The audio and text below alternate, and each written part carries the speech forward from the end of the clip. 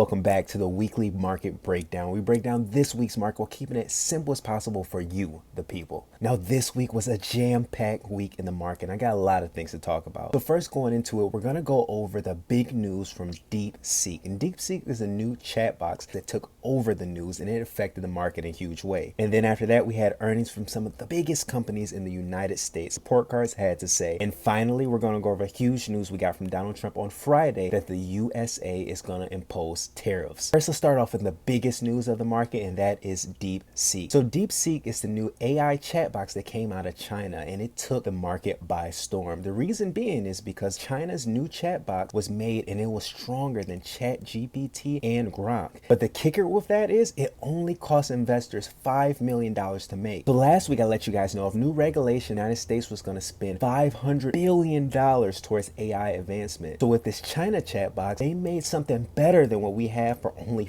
$5 million, and that sent shockwaves throughout the stock market, and specifically Nvidia. If you look at the chart above, you'll see Nvidia fell drastically on the news on Monday. So in the market close to previous Friday, Nvidia was up over $140 per share. After news of that AI chatbox, Nvidia fell drastically under $120 per share. And the reason being is because Nvidia is the #1 AI chip makers, and their chips are super expensive, but they're really good. What happened was investors put 2 and 2 together, and they're saying, why spend money on these super expensive Nvidia chips when you can spend lesser money on these weaker AI chips and have even a better AI chat box? And Nvidia crashed. Now, looking at this chart, you'll see Nvidia did go up a little bit. Then later on the week, it went back down, and that's because of tariffs. But again, we'll go back to that. The last thing about this AI chat box is the United States were banning TikTok because they were saying that China was able to spy on United States citizens. So you would think with this AI chat box, it will be the exact same thing on an even grander scale. And we did get some news on that. If you look at this article, you'll see that the governor of Texas actually banned the AI chat box. So it's going to be very interesting to see whether this chat box actually get banned in the United States or not. Now, the next big news for this week was the big tech earnings. So we had reported Microsoft, Apple, and Tesla, some of the 10 biggest companies in the whole United States, and they strongly impacted the market. So first, let's go over Microsoft. Microsoft did beat earnings per share and revenue, but they did miss on some cloud services, and that alone sent the stock down. Now, going to Meta, Meta did beat on earnings per share and revenue, and it sent the stock market to new all-time highs. If you look at this chart, you'll see Meta is over $700 for the first time ever, so we are at all-time highs. Now, going to Tesla, we have a completely different story. Tesla actually missed on earnings per share and revenue, but on the guidance call after the earnings came out, Elon Musk let all investors know